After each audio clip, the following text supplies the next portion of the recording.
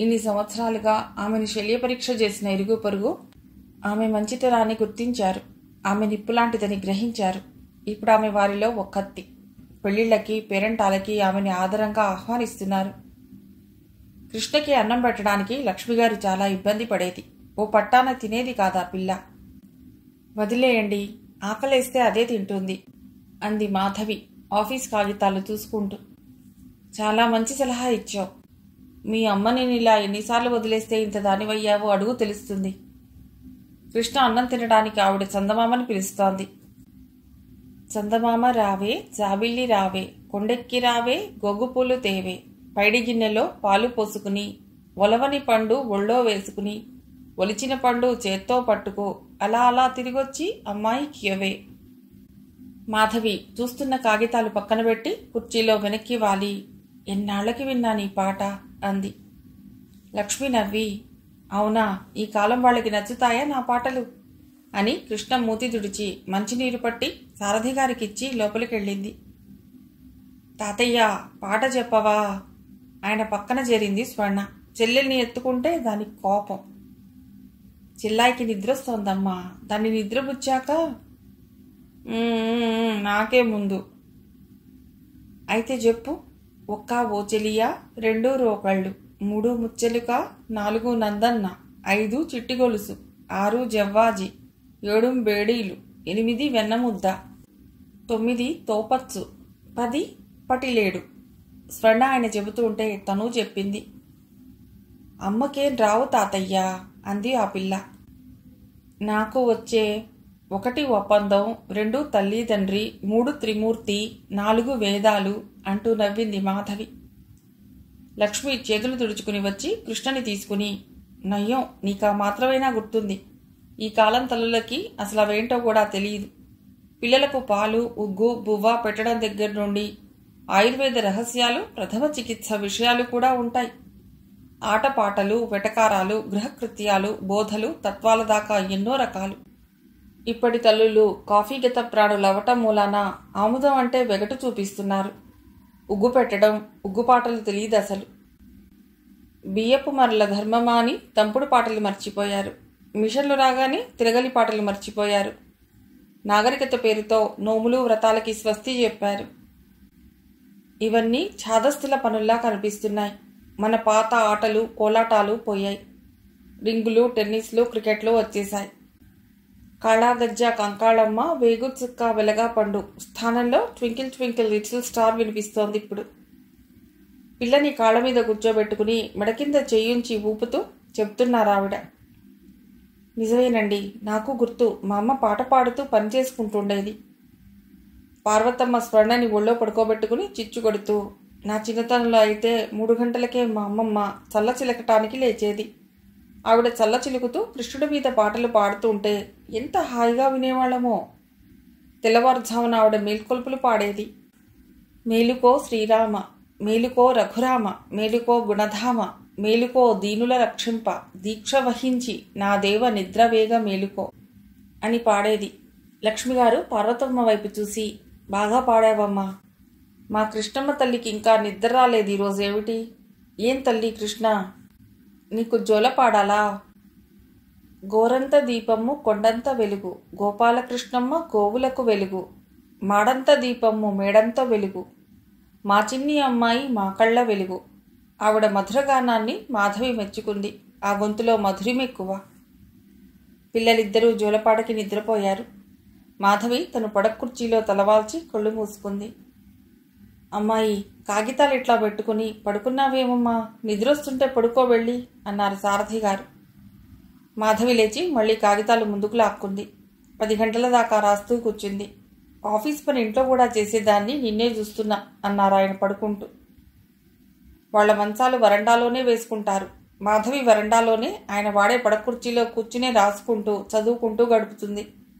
వాళ్ళు పడుకోవటం చూసి లేచి వెళ్ళి లైట్ తీసి తన వాటాలోకి వెళ్ళింది. పడుకుంది. లక్ష్మిగారి పాట మనసులో మెదిలింది. నిజమే, తన చిన్నప్పటి ఆటపాటలు కూడా ఈ తరం పిల్లలకి తెలియవు. సౌకర్యాలు, నాగరికతల ముసుగులో సాంప్రదాయాన్ని, సంస్కృతిని తెలిపే ఎన్నింటిని మనం కోల్పోతున్నాం అనిపించింది ఆమెకు. కాలం గడిచిపోతోంది. ఋతువులు మారిపోతున్నాయి. మాధవి డిపార్ట్మెంటల్ టెస్టులు పాస్ అయింది. అసిస్టెంట్ సెక్షన్ ఆఫీసర్ అయింది. ఎంఏ డిగ్రీ తీసుకుంది. ఆడపిల్లలిద్దరూ హైస్కూల్ చదువుతున్నారు. శంకర్రావు, పార్వతమ్మ మాధవి దగ్గరే ఉంటున్నారు. మాధవి అత్తగారు 25,000 ఇచ్చారు. మిగతా సొమ్ము తర్వాత ఇస్తామని చెప్పారు. శంకర్రావు, శాస్త్రిగారు వెళ్ళటం, సావిత్రమ్మ చేత నానా మాటలు పడి రావటం 10 సంవత్సరాలుగా సాగుతూనే ఉంది. శంకర్రావు నీళ్లు నువ్వులు వదిలేశాననుకుని ఊరుకున్నాడు. ఆ డబ్బు బ్యాంకులో పిల్లల పేరున ఫిక్స్ చేశాడతడు. మాధవికి ఈ విషయం చెప్పలేదు వాళ్ళు. స్వర్ణ, కృష్ణ స్కూల్ నుండి ఇంటికొచ్చేశారు. నేరుగా లక్ష్మి దగ్గరికి వెళ్లారు, బ్యాగ్ అవతల పెట్టేసి. అమ్మమ్మ, పేరెంటాళ్ళకి పసుపు నేను రాస్తాను, బొట్టు నేను పెడతాను, గంధం అక్షితలు నేను.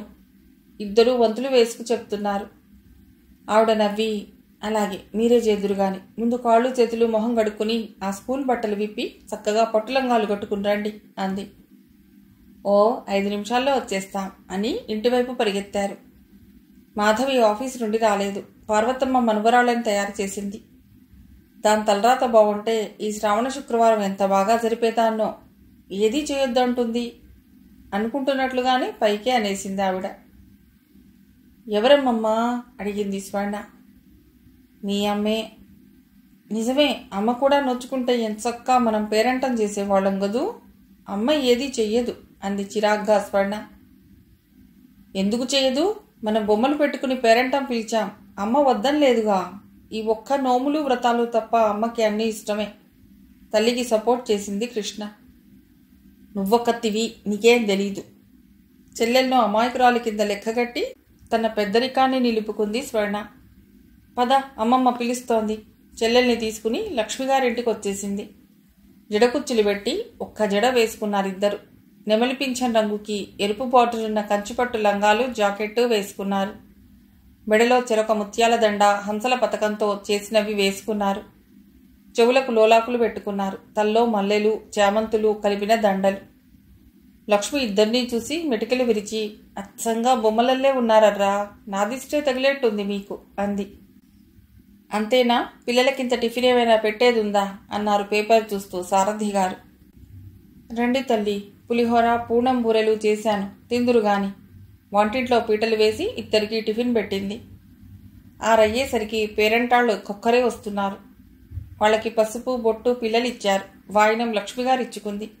వచ్చిన పేరెంటాళ్ళకి శనగలు, అరటిపళ్ళు, తాంబూలం ఇచ్చారు. మాధవి కూడా తాంబూలం ఇచ్చింది. సారథి గారితో మాట్లాడుతూ వరండాలో కూర్చుంది మాధవి. అమ్మవారికి హారతిలిస్తూ, ఓ పాట పాడండర్రా అంది లక్ష్మిగారు. అబ్బే, మాకేం రావండి. మంగళహారతులు అస్సలు రావు. దేవుళ్ళు దేవతల మీద పాటలు ఎవరు పాడుతున్నారండి, బోర్. ఓ టీనేజీ పిల్ల తన అయిష్టతని మొహం విరుపుల్లో చూపుతూ అంది. పార్వతి, పాట పాడు అంది లక్ష్మిగారు. పార్వతమ్మ గొంతు విప్పింది.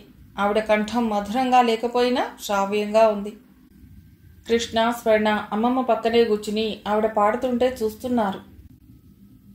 గల్లు గల్లున పాద గజ్జలందెల్లు మోయ కలహంస నడకాల కలికి ఎక్కడికే, జడలోనూ గంగాను ధరించుకొన్నట్టి జగములేలే సాంబ శివుని సన్నిధికే, మంగళం మంగళం.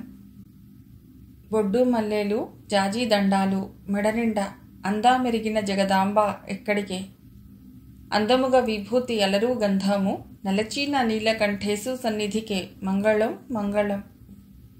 ఎంత బాగా పాడావు పార్వతి అని మెచ్చుకుంటూనే అమ్మవారికి హారతులిచ్చింది లక్ష్మి. అమ్మ ఈ పాట ఇదివరలో పాడేది, ఈ మధ్య తను మానేసింది పాడటం అంది మాధవి. అవును, మనసు సరిగా లేక చీకాకులతో అన్నీ మర్చిపోయింది తను అనుకుంది పార్వతమ్మ. రాత్రి 8 దాకా ఈ కార్యక్రమం సాగుతూనే ఉంది. సారథిగారు గేట్ తాళం వేసొచ్చి, ఇక మాకు అన్నాలు పెడతావా లేదా అన్నారు. భోజనం ఆలస్యమైతే అరగదాయనికి. మాధవి పిల్లలు అంతా ఆ పూట అక్కడే తిన్నారు. భోజనం చేస్తుండగా వర్షం పడుతోంది అన్నారాయన చప్పుడు విని. దొడ్లో బట్టలు తెచ్చింది లక్ష్మి. భోజనం అయ్యాక అంతా వరండాలో కూర్చున్నారు. శంకర్రావు గుంటూరు వెళ్ళాడు పొలం అమ్మ చూపటానికి. తల్లులు పిల్లలు అక్కడే మంచాలేసుకుని కూర్చున్నారు. స్వర్ణ, కృష్ణ వరండా దిగొచ్చి వాననీళ్లు చేతులతో బట్టి చల్లుకుంటున్నారు. మాధవి పిల్లల్ని కేకేసింది. సారథి వారిస్తూ పిల్లల్ని పిలిచి పక్కన కూర్చోబెట్టుకున్నాడు. మా చిన్నతనంలో వర్షాలు పడితే మాకు చాలా సరదాగా ఉండేది. పాటలు పాడుతూ వానలో తిరిగేవాళ్ళం అన్నాడాయన. చూసావా, తాతయ్య చక్కగా వానలో పాటలు పాడుతూ తిరిగేవాట అంది స్వర్ణ తల్లిని చూసి నిష్ఠురంగా. తల్లి నవ్వి, ఆ పాటలేవో నేర్పమని తాతను అడగండి అంది. అవును తాతయ్య, ఏం పాటది? మీ చిన్నతనంలో మీరేం ఆటలాడేవాళ్ళు చెప్పవా? పిల్లలిద్దరూ అడగటంతో సారథి గారికి ఒక్కసారిగా తన చిన్నతనం, ఆ పల్లెటూరు, గుడి మధ్యలో వేణుగోపాలస్వామి కోవెల, ధ్వజస్తంభం, చిరుగంటలు, పాలపిట్టల కువ్వకువలు, గుడిలోని గంటల శబ్దం వినగానే తను స్నేహితులతో పోటీలు పడి పరిగెత్తికెళ్లి పూజారి గారిచ్చే పటిక బెల్లం ప్రసాదానికి పోటీలు పట్టం, మండపం చుట్టూ గుళ్ళోనే తిరుగుతూ ఆడుకున్న ఆటలు, పాడిన పాటలు, పచ్చని చేలు, పొలాలు, ఏతాంతో నీళ్లు తోడి పొలాలకి పెట్టడం అన్నీ ఒక్కసారి కళ్ల ముందు మెదిలాయి. మీరింకా అల్లరి తక్కువ చేస్తున్నారు, మేం బాగా అల్లరి చేసేవాళ్ళం అన్నారాయన స్వర్ణని చూసి. ఈ మాటలా పిల్లలకి చెప్పేది అంది లక్ష్మి. ఆయన నవ్వి, స్వర్ణ, వర్షాలు పడుతుంటే మేం బయటికెళ్ళి తిరిగేవాళ్ళం, పాటలు పాడుతూ చేతులు పట్టుకుని ఊపుతూ గుండ్రంగా తిరిగేవాళ్ళం. ఏం పాటో చెప్పు తాతయ్యా. వానల్లు కురవాలి, వరిచేలు పండాలి, గుడుగో గుడుగో, మాగాదె నిండాలి, మాదాసి దంచాలి, గుడుగో గుడుగో, మా అమ్మ వండాలి, మా బొజ్జ నిండాలి, గుడుగో గుడుగో. గిరగిరా తిరుగుతూ కూడా పాడేవాళ్ళం. ఇంకో పాట చెప్పు తాతయ్యా. ఈ ఒక్క ఆటేనా మీరాడేది? వర్షం రానప్పుడు ఏ ఆటలాడేవాళ్ళు అడిగింది కృష్ణ ఆయన దగ్గరగా జరిగి. ఇలా ఒక చెయ్యి మీద ఒక చెయ్యి పెట్టి గుడి గుడి గుంజం గుండా రాగం, పాముల పట్నం పడగా రాగం, కత్తెయినా బుద్దెయినా వేణీళ్ళ అని అడిగేవాళ్ళం. పిల్లలిద్దరూ నవ్వారు ఇది విని. ఇంకా వినండి. పిల్లల్లో చిన్నతనం నుండి పరిశీలనా దృష్టి పెంపొందించడానికి ఈ పాట నేర్పుతో ఆడించేవాళ్ళు. వీరి వీరి గుమ్మడి పండు వీరెవరోయ్, దాగుడు మూతలు దండాకోర్, పిల్లి వచ్చే ఎలుకా భద్రం, ఎక్కడి దొంగలక్కడే గప్చుప్, సాంబారు బుడ్డి అని ఆయన చివరి మాట గబుక్కుననగానే స్వర్ణ, కృష్ణ కిలకిలా నవ్వారు. కొన్ని పాటల్లో ఆయుర్వేదం గురించి ఉండేది. కొండమీది వెండి గిన్నె కొక్కిరాయి కాలు విరిగే, దానికేమి మందు అని ఒక గ్రూప్ వాళ్ళు అడిగేవాళ్ళు. రెండవ గ్రూప్ చెప్పాలన్నమాట. ఏమనేవాళ్ళు? వేపాకు చేదు, వెల్లుల్లి గడ్డ, నూటొక్కసారి పూయబోయి నూరి, పూటొక్క తూరి. భలే భలే, బాగుందే ఈ పాట అంది స్వర్ణ. లక్ష్మిగారు పిల్లల్ని చూస్తూ, వీళ్ళ ఆటలేం గాని ఆడపిల్లలవే ఆటలు పాటలు, వాళ్లవే అన్నీ. అట్ల తద్ది, గొబ్బిళ్ళు, బొమ్మల పెళ్ళిళ్ళు, వామన గుంటలు, ఒక్కటేమిటి ఎంత సందడో. అయితే మేము ఆడే ఆటలేమిటో చెప్పు అంది కృష్ణ. మీ మొహం, మీరేం ఆడారని? అసలు ఆ ఆటల పేర్లు మీ అమ్మకైనా తెలుసా అని. మాధవి తెలియదన్నట్లు తలూపింది. లక్ష్మిగారు చెప్తోంది. పిల్లలు ఆవిడ దగ్గరికి చేరి చెరోవైపు కూర్చున్నారు. మీరు సంక్రాంతికి గొబ్బెమ్మల్ని పెడుతున్నారు కదూ, మేమింకా బాగా చేసేవాళ్ళం. గుమ్మడి పూలు పెట్టి గొబ్బెమ్మల చుట్టూ తిరుగుతూ పాటలు పాడేవాళ్ళం. సుబ్బి గొబ్బెమ్మ సుబ్బడినియ్యావే, చామంతి పువ్వంటి చెల్లెల్నియ్యావే, తామర పువ్వంటి తమ్ముణ్ణియ్యావే, మల్లీ పువ్వంటి మొగుణ్ణియ్యావే. ఆవిడ పూర్తి చేయలేదు ఇంకా. స్వర్ణ కోపంగా చూసి, చీ, ఈ పాట ఏం బాలేదమ్మమ్మా అంది. మొగుడనగానే నీ మనవరాలికి కోపం వచ్చిందిలా ఉంది పార్వతి అందావిడ నవ్వుతూ.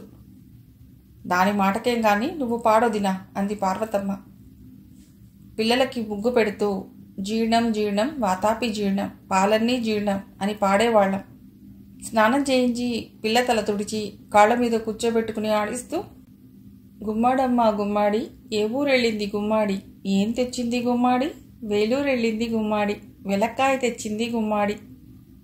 నాకిలా పాడావా అమ్మమ్మ అడిగింది కృష్ణ ఆసక్తిగా ఆవిడ మొహంలోకి చూస్తూ. పాడుతూనే నీ పనులన్నీ చేశాను తల్లి అందావిడ కృష్ణ బుగ్గ మీద ముద్దు పెట్టుకుంటూ.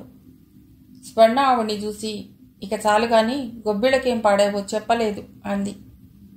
అవును కదూ, మర్చిపోయాను అంటూ ఆవిడ గొబ్బిళ్ల పాట పాడుతుంటే అంతా కళ్ళు చెవులు విప్పార్చుకుని ఎంతో ఇష్టంగా వింటున్నారు.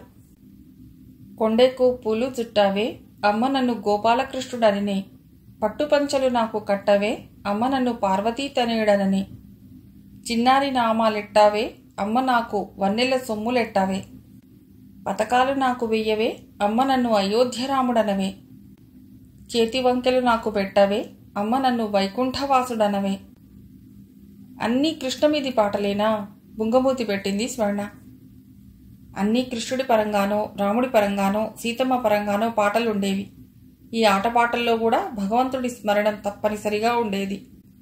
ఆ మహాపురుషుల వ్యక్తిత్వాలు, సౌశీల్యాలు, త్యాగాలు భావితరాలకి ఆదర్శం కావాలని, ముఖ్యంగా పసిపిల్లలు మంచి గుణాలు, లక్షణాలు అలవర్చుకోవాలని పెద్దలు తలచి ఈ పాటలు, ఆటలు వారి చేత ఆడించేవారు, తాము పాడి వినిపించేవారు అన్నారు సారథి గారు స్వర్ణకి జవాబు చెప్తూ.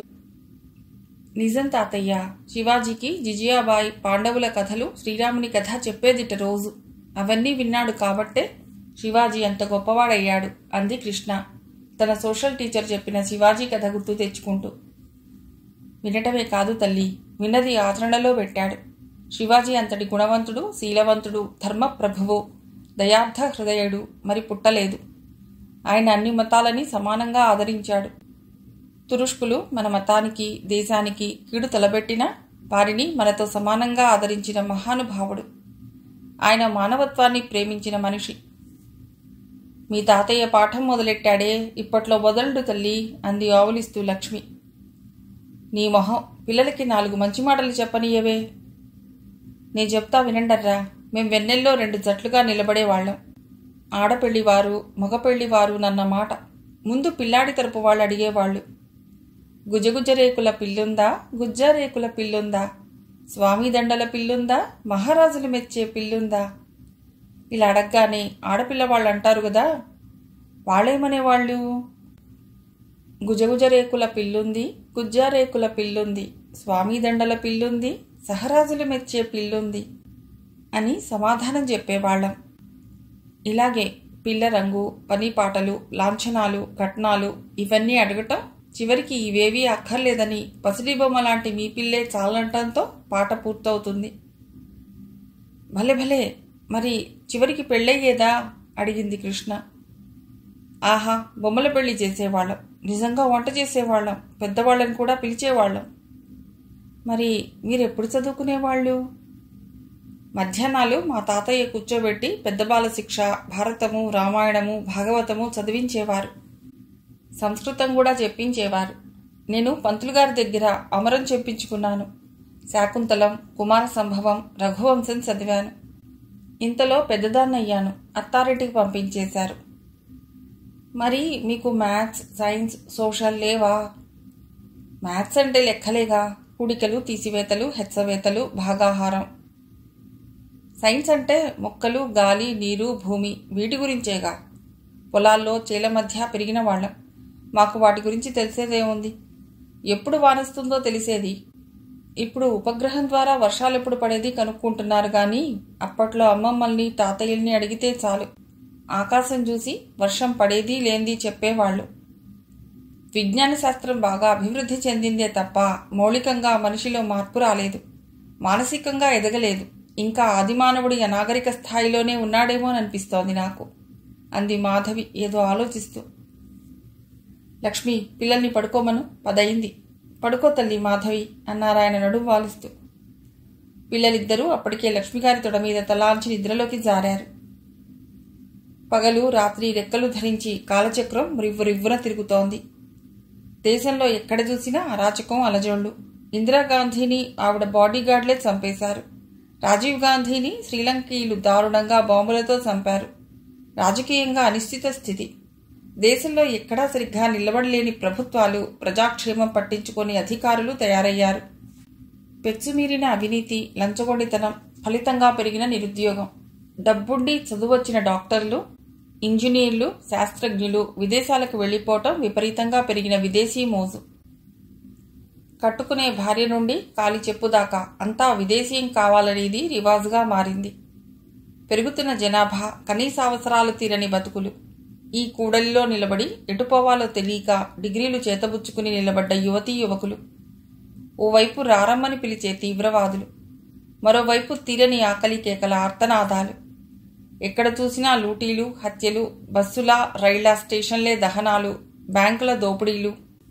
పట్టపగలు నడివీధుల్లో గొడ్డళ్లతో నరుక్కునే రాక్షసులతో భీభత్సంగా మారిపోయింది సమాజం. మార్పు ప్రకృతిలోనే ఉంది, కానీ మానవ ప్రకృతిలో వచ్చిన ఈ మార్పు సహించలేనిది, భరించరానిదీను. పుడమి తల్లి ఓర్పుకి మారుపేరు కాబట్టి ఈ రకం జనాన్ని భరిస్తోంది.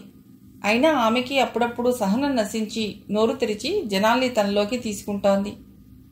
భూదేవిలాగే వానదేవుడు అడపాదడపా అలుగుతున్నాడు.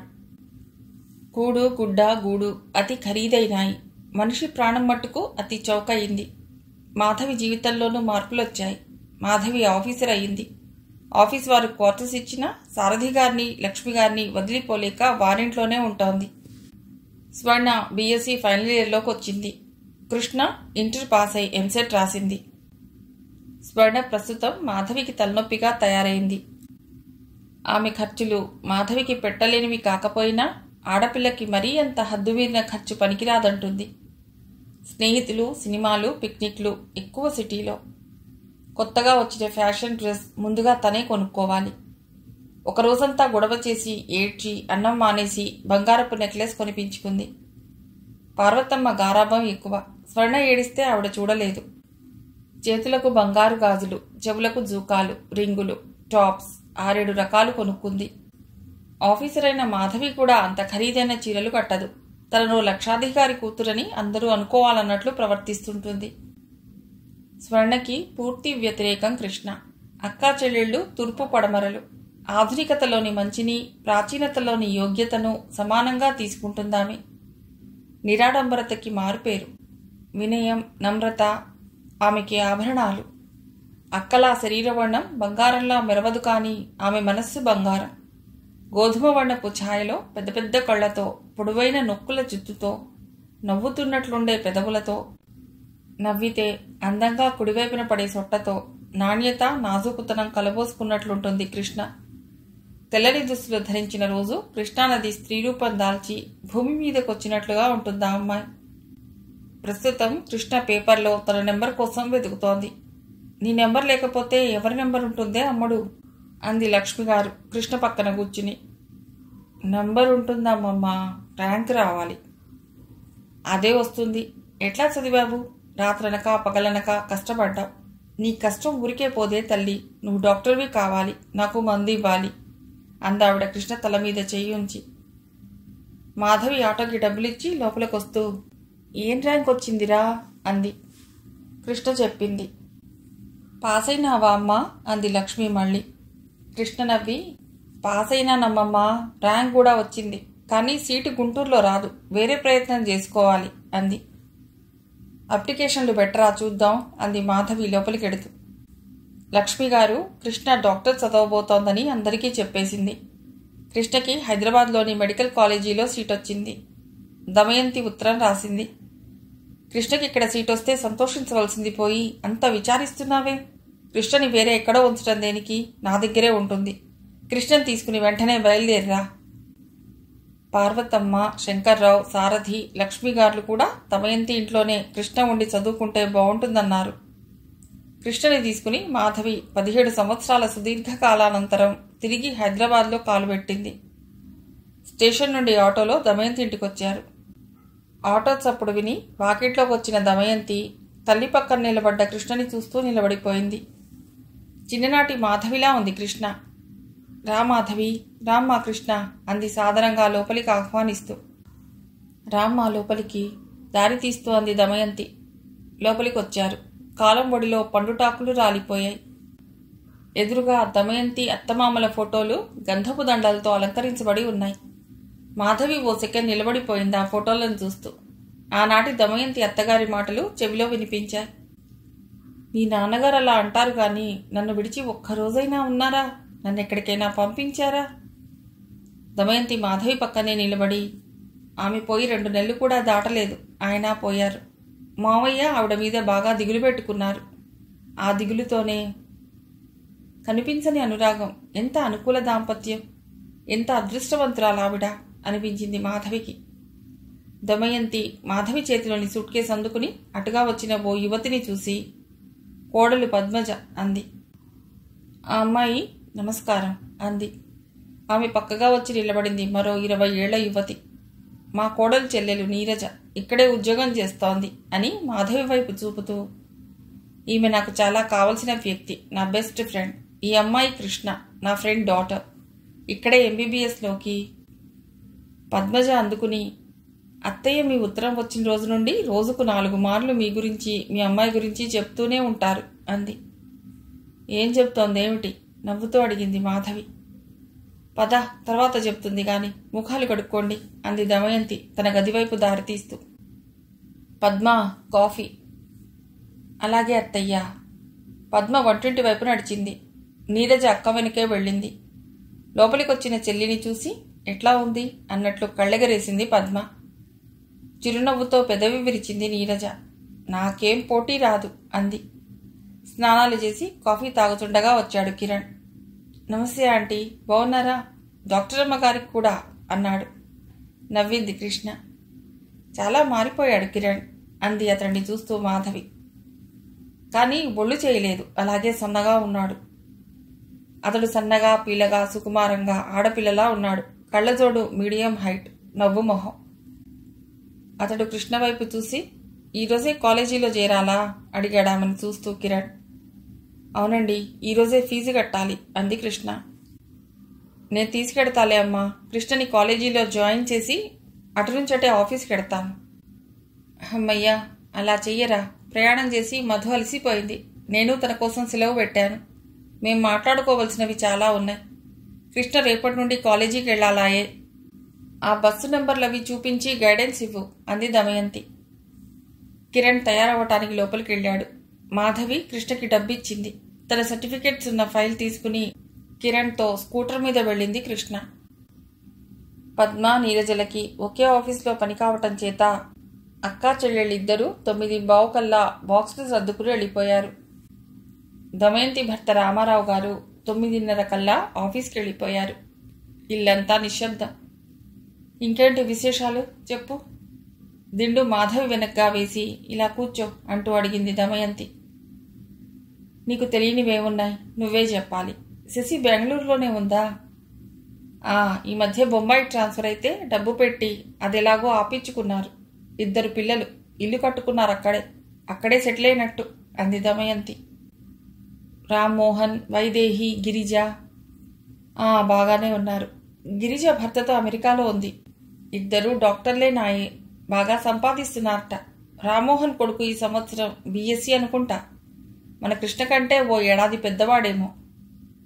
అవును. ఇంతకీ చైతన్య సంగతి చెప్పవు, ఏడి కనిపించలేదు? వాడిదే పెద్ద ప్రాబ్లం మాకు. ఏమిటి? ఇంజనీరింగ్ ఫైనల్లో ఉన్నాడు. సంబంధాలు బాగానే వస్తున్నాయి. ఒక్కళ్ళు నచ్చరు. 1-2 సార్లు వచ్చాడు పెళ్లి చూపులకి, ఇహ మానేశాడు. కట్నం వద్దన్నాడు, సరేనన్నాం. మనకి లేకపోతేగా, ఉన్న దాంట్లోనే తింటాం ఉంటాం. ఒకళ్ళిచ్చేదేమిటి మనకి అని సరిపెట్టుకున్నాం. బంధువుల్లో చక్కని పిల్లలున్నారు. ఎవ్వరూ నచ్చలేదుట. కోడలు చెల్లెల్ని చూసావుగా, పిల్ల బాగానే ఉంటుంది. దాని పొడే గిట్టదు వీడికి. కోడలితో నేను చెప్పేశాను, అమ్మాయి నీ చెల్లెల్ని చేసుకోవటానికి మాకేం అభ్యంతరం లేదు. కానీ పిల్లతో కాపురం చేయవలసింది వాడు. వాడికి నచ్చటం ప్రధానం. ఇక మీ ఇష్టం అన్నాను. ఆ పిల్లకి ఇక్కడే ఉద్యోగం వచ్చేలా చేశాడు వాళ్ళ నాన్న. ఇంజనీరింగ్ కాగానే వీడికి ఉద్యోగం ఇప్పిస్తానంటున్నాడు. వీడొప్పుకుంటేగా. ఇది వాడి పరిస్థితి. మాధవి చిరునవ్వుతో వింటోంది. చిన్నప్పటి చైతన్య కళ్ల ముందు మెదిలాడు. ఇప్పుడెంత వాడయ్యాడో. కిరణ్ లాగే ఉన్నాడా? సరిపాయే. వాడి ముందు వీడెందుకు పనికొస్తాడు? వాళ్ళ నాన్నలాగా బాగా ఇత్తరి. ఎవరితోనూ ఎక్కువగా మాట్లాడు. 3 పుట్ల కోపం. కానీ ఎవరికైనా సహాయం చేయడానికి ముందుంటాడు. ఆ గుణం బాగా ఉంది. తన గదిలోకి ఎవరైనా వచ్చినా కోపమే. కొత్తల్లో ఆ నీరజ తెలియక వాడి మంచం మీద పడుకుంది. ఇల్లు పీకి పందిరేశాడనుకో. ఆ పక్క బట్టలన్నీ అవతల పడేసి కొత్తవి వేసుకున్నాడు. తనవి ఎవ్వరూ తాకడానికి వీల్లేదు. చిన్నప్పటి లక్షణాలు ఇంకా పోలేదన్నమాట నవ్వుతూ అడిగింది మాధవి. ఇంకా ఎక్కువైనా చంపుతున్నాడనుకో. ఆ చేసుకునేది ఎవరితో గాని నవ్వింది దమయంతి. ఇంకా 1 వారం రోజులు పట్టొచ్చు. స్నేహితులతో అజంతా ఎల్లోరా చుట్టానికి వెళ్ళాడు అంది. చైతన్యని చూడటం ఈసారి పడదన్నమాట. అదే వాడొచ్చేదాకా ఉండవు. ఏమిటి 1 వారం రోజులా? అవతల నా జాబ్. రేపు వెళ్ళిపోతాను, మళ్ళీ వస్తాలే. అదేంటి మధు, 4 రోజులు ఉంటావనుకున్నా. నాకు ఉండాలనే ఉంది, కానీ అమ్మ ఆరోగ్యం బాగుండటం లేదు. ఇద్దరూ పెద్దవాళ్లే కదా, వాళ్ళ నా స్థితిలో వదిలేసి నేను ఇక్కడ కూర్చోనా? మరోసారి వస్తాలే. అయితే రేపు రుక్మిణి గారిని కలిసొద్దామా? ప్లీజ్ దమయంతి, వాళ్ళ విషయం వదిలేద్దాం. నీకో మాట గట్టిగా చెప్పదలుచుకున్నాను. పాప ఇక్కడే ఉంటోందని ఎట్టి పరిస్థితుల్లోనూ ఎవరికీ తెలియకూడదు. వాళ్ళెవ్వరూ నా పిల్లలతో తెగిన సంబంధాలు కలపటానికి ప్రయత్నించకూడదు. వాళ్ళు మాధవి పిల్లలు, మాధవి పిల్లలుగానే ఉండాలి, అంతే. సరే సరే, అలాగే, నీ ఇష్టమే. నేనెవ్వరికీ కృష్ణ గురించి చెప్పను, సరా? ప్రామిస్? అబ్బా నిజం తల్లి, ప్రామిస్. పాప నీ కూతురని నేనెవ్వరికీ చెప్పను, సరా? మాధవి తేలిగ్గా నిట్టూర్చింది. కృష్ణ ఆ రోజే మెడికల్ కాలేజీలో జాయిన్ అయ్యింది. కృష్ణ తనంత తానుగా కాలేజీకి వెళ్ళి రావటం 2 రోజులు చూసి మర్నాడు విజయవాడ వెళ్ళిపోయింది మాధవి. నీరజ గదిలోనే కృష్ణ మంచం కూడా వేసింది దమయంతి.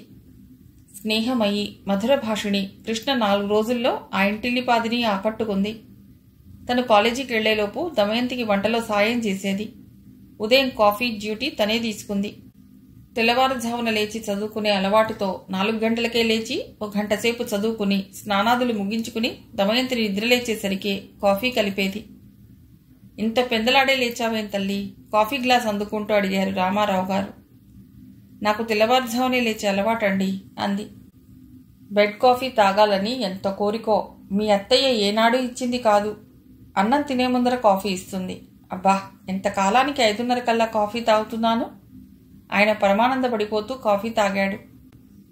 మీరేమంటారోనని ఊరుకున్నా గాని దేవుడి గదిలో దీపం పెట్టేదాన్ని, అంది కృష్ణ. అయ్యో, దానికేం భాగ్యంరా. మా అత్తగారు బతుకున్నంతకాలం పాపం తెల్లవారుజామునే లేచి దేవుడి పూజ చేసేది. నాకా అలవాటు లేక ఏదో దీపం పెట్టి దండం పెట్టుకుని హడావుడిగా ఆఫీస్కి పోవటమే. నువ్వు పొద్దున్నే దీపారాధన చేసుకోరా. దొడ్లో పూలున్నాయి, కానీ నీ చదువు కూడా చూసుకో. ఈ పూజ, నాకు పనిలో సాయం అంటూ టైం వేస్ట్ చేసుకోకు. అలాగేనండి. ఇదిగో నీకెన్నిసార్లు చెప్పాను, ఆ అండి గిండిలు మానే అత్తయ్య అని పిలు. అలాగేనండి. సారీ అత్తయ్య, నవ్వుతూ అంది కృష్ణ. పద్మ గది తలుపులు 7 గంటలకు గాని తెరుచుకోవు. దమయంతి పట్టించుకోదు. నీరజ లేచిన దగ్గర నుండి తన పని చూసుకుంటుంది. వాళ్ళెవ్వరూ తనకి పనిలో సాయం చేయటం లేదని దమయంతి అనుకోదు. తన మానాన్న తను గబగబా పని చేసుకుని వెళ్ళిపోతుంది. అందరికంటే ముందు కృష్ణే కాలేజీకి వెళ్ళిపోతుంది. సాయంకాలం అందరికంటే ముందు తనే వస్తుంది. కాఫీ కలిపి ఫ్లాస్కుల్లో పోసుంచుతుంది. సాయంకాలం వంటకి కావలసినవి రెడీ చేసి పెట్టింది. కృష్ణ ఇచ్చిన కాఫీ అందుకుంటూ దమయంతి, ఇంటికి రాగానే ఇలా కాఫీ ఇస్తుంటే ఎంత బాగుందో పాప. నేనే చేసుకుని తాగేసరికి 6:30 అయ్యేది. నువ్వొచ్చాక నాకు కాస్త సుఖంగా ఉందే అమ్మాయి, అంది. వంట నే చెయ్యనా, మీరు చేస్తారా? అన్నీ రెడీ చేసి పెట్టాను, అంది కృష్ణ. దమయంతి వంటింట్లోకి వచ్చింది. వంటిల్లు శుభ్రంగా ఉంది. రోజు తనొచ్చేసరికి దొడ్లో పడుండే గిన్నెలు నీట్గా అరమరలో ఉన్నాయి. వంటగట్టు మీద పళ్ళెల్లో బియ్యం పోసి పెట్టింది. గిన్నెలో క్యాబేజీ సన్నగా తరిగి ఉంది. చిన్న పళ్ళెల్లో టమాటో, పచ్చిమిర్చి తరిగి పెట్టింది. వంట పాత్రలు ఆ పక్కనే బోర్లించి ఉన్నాయి. దమయంతి వెనక్కి తిరిగి కృష్ణ తలపట్టి ముందుకు లాక్కుని నుదురు మీద ముద్దు పెట్టుకుని, ఇంచక్కా పనిచేయటం మీ అమ్మే నేర్పిందా, అంది. కృష్ణ నవ్వి, మా అమ్మమ్మని చూసి నేర్చుకున్నా, అంది. నిజమే, పిన్నిగారు చాలా పనిమంతురాలు. అబ్బో, ఆవిడకి మడి, ఆచారం, శుచి, శుభ్రత చాలా ఎక్కువ. అవును. నువ్వు తాగావా? తాగానండి. అదిగో మళ్ళీ కొద్దిగా తాగరాదా? సారీ, ఇక తాగను. డైరెక్ట్గా మీల్స్. ఓకే, అరగంటలో అన్నం రెడీ, అంది తను హుషారుగా దమయంతి. కృష్ణ డాబా మీదికి వెళ్ళింది చదువుకోవటానికి. ఈలోపు అక్కా చెల్లెళ్ళిద్దరూ వచ్చారు. వాళ్ళు కాళ్ళు చేతులు కడుక్కుని వచ్చేసరికి కిరణ్, రామారావు కూడా వచ్చేశారు. అందరికీ కాఫీలు ఇచ్చింది దమయంతి. కృష్ణ చేసిన పనులందరికీ చెప్పి, పిల్ల ఎంత నెమ్మదస్తురాలో, అంత పనిమంతురాలు, అందామె. అవును, మన చైతన్యకి తోడు, ఎక్కువ మాట్లాడదు, అంది పద్మ. మరి నీలా ఎక్కువ మాట్లాడితే చదివేదెప్పుడు, అన్నాడు కిరణ్. పాపేది, అడిగాడు రామారావు. డాబా మీదికి వెళ్ళింది చదువుకోవటానికి. పాపెవరు, అడిగింది నీరజ. చిన్నపిల్ల ఎవరా ఇంట్లో ఉంది, అనుమానం వచ్చింది. దమయంతి నవ్వి, కృష్ణని పాప అని పిలుస్తా, దాని ముద్దు పేరది అంది. అక్కా చెల్లెళ్ళు డ్రాయింగ్ రూమ్లోకి వచ్చి టీవీ పెట్టుకుని కూర్చున్నారు.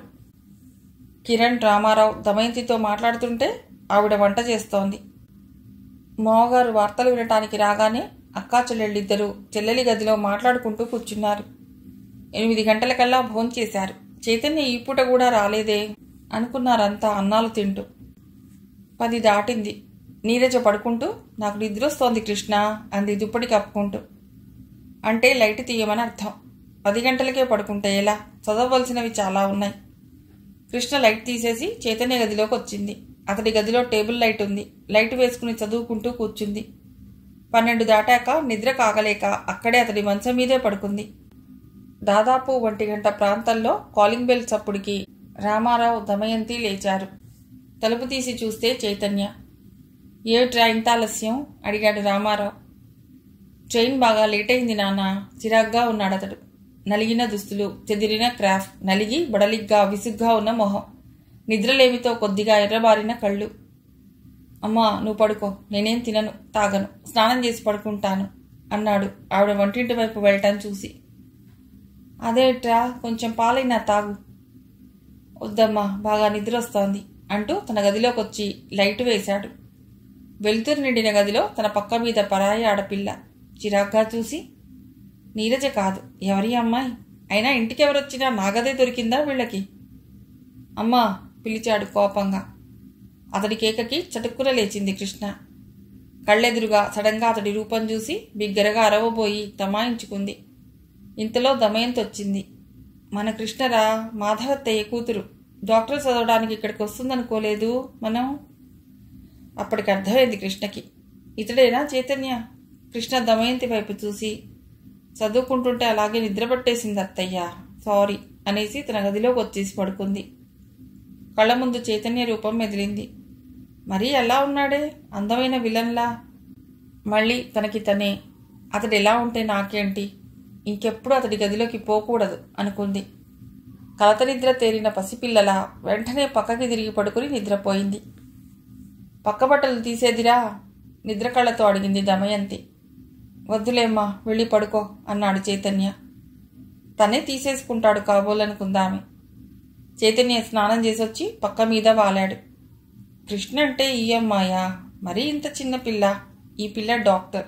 నవ్వొచ్చింది అతడికి. మాధవత్తయ్య కూతురు, చదువుకోవటానికి ఇక్కడికి వస్తోంది అంటూ అమ్మ చెప్పిన రోజు చికాకేసింది.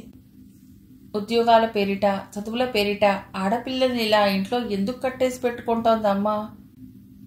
ఎందుకో అర్థం కావటం ఏమంత గొప్ప విషయంగా కనిపించలేదు చైతన్యకి. తనకిప్పుడు పెళ్ళేమిటి, ఇంకా చదువు పూర్తి కాలేదు, ఉద్యోగం రావాలి, అప్పటి సంగతి. కళ్ళు మూతలు పడ్డాయి. నిద్రలోకి జారిపోయాడతడు. కాలం గడిచిపోతోంది. చైతన్య ఇంజనీరింగ్ పాస్ అయి ఉద్యోగాన్వేషణలో ఉన్నాడు. అతడింట్లో ఉండే సమయం చాలా తక్కువ. ఎప్పుడూ స్నేహితులు అతడి కోసం వస్తూనే ఉంటారు. ఒక్కో రోజు అర్ధరాత్రి దాటాక ఇంటికొస్తాడు. దమయంతి మంచి నిద్రలో ఉంటుంది. కృష్ణ వెళ్ళి లేపి, అత్తయ్య చేతూ వచ్చాడు, అన్నం పెడతారా అనగానే ఆవిడ లేచొచ్చి కొడుక్కి భోజనం పెట్టేందుకు ఎడుతుంది. వంటగదిలోని తల్లి కొడుకుల సంభాషణ హాల్లోకి వినిపిస్తూనే ఉంటుంది. ఈ రకంగా ఓ టైంకి తిండి తినకపోతే రోగం వస్తుందిరా. అయినా అర్ధరాత్రి దాకా ఈ తిరుగుళ్ళేమిటి? సన్నసన్నగా చీవాట్లేస్తోంది. సుబ్బారావు వాళ్ళ ఫాదర్కి యాక్సిడెంట్ అయిందమ్మా. హాస్పిటల్కి తీసుకెళ్లి కట్లు కట్టించి ఇంటికి చేర్చేసరికి ఆలస్యమైంది. అన్నం తింటూనే జవాబిచ్చాడు. ఊళ్ళో ఎవరెవరికి ఏ ఏ ఇబ్బందులున్నాయో చూసి వాళ్ళ ఇబ్బందులు కూడా తీర్చు. ఎవరికైనా యాక్సిడెంట్ అయితే నువ్వే వెళ్ళాలి. తగాదాలకి నువ్వే, కొట్టుకుంటే నువ్వే వెళ్ళాలి. మనకెందుకురా ఊళ్ళో వాళ్ళ గొడవలు? నువ్వు అనవసరంగా ఎక్కడిరుక్కుంటావోనని మా భయం. ఇవన్నీ తగ్గించుకో నాన్నా, నువ్వు పెద్దవాడివయ్యావు, ఉద్యోగస్తుడివి కాబోతున్నావు. ఇంకా చిన్నపిల్లల్లా ఇతరుల గొడవల్లో తలదూర్చకు అంది దమయంతి. చైతన్య మజ్జిగ పోసుకుంటూ, పక్కవాడు చస్తుంటే, దెబ్బలు తింటుంటే, అన్యాయానికి గురవుతుంటేనో నేను చూస్తూ ఊరుకోలేనమ్మా. అది నా బలహీనత. నాకెందుకులే అని సరిపెట్టుకోలేను. అదే స్థితిలో నేనుంటే అనుకుంటానెప్పుడు. నేనెవ్వరికీ ధనరూపేణా సహాయపడలేను. నేను చేస్తున్న సాయమంతా నా శరీరానికి, బుద్ధికి సంబంధించిందే. అతడు చేయి కడుక్కుని లేచాడు. అప్పటిదాకా హాల్లో ఉన్న కృష్ణ అతడు హాల్లోకి రాగానే లోపలికి వెళ్ళిపోయింది. దమయంతి ఏమీ మాట్లాడలేకపోయింది. నీరజల తనతో మాట్లాడటానికి కృష్ణ తాపత్రయపడకపోవటం అతడికి నచ్చింది. ఎదురుపడ్డా పక్కకి తొలగి వెళ్ళిపోతుందే తప్ప కళ్ళెత్తి చూడదు. ఎవరితోనూ ఎక్కువగా మాట్లాడదు. ఏదైనా చెప్పేటప్పుడు సన్నని తీగల మృదువైన ఆస్వరం ఎంతో వినసొంపుగా ఉంటుంది. మెత్తగా అధ్వని, మాట తీరు ఎదుటివారి మనస్సుల్ని గాలం పెట్టి లాగుతాయి. ఏ విషయమైనా స్పష్టంగా, సూటిగా, క్లుప్తంగా చెప్తుంది. ఇంట్లో ఉన్నట్టే తెలియదు. ఉదయం పూట తల్లికి వంటలో సాయం చేయటం, టైం ఉంటే మేడ మీదికెళ్ళి చదువుకుంటుంది. సాయంకాలం ఆ అమ్మాయి ఏదో పని చేస్తూనే ఉంటుంది. రాత్రులంతా కలిసి భోజనం చేస్తారు. భోజనాలయ్యాక నీరజ గదిలోకి ఎడుతుంది కృష్ణ. ఆ తర్వాత మరి ఆమె కనిపించదు. టీవీ ముందు కృష్ణ కూర్చోగా అతడు చూడలేదు. నెల రోజులు కృష్ణని పరీక్షించి చైతన్య తేలిగ్గా నిట్టూర్చాడు. మిగిలిన కథ తర్వాతి భాగంలో.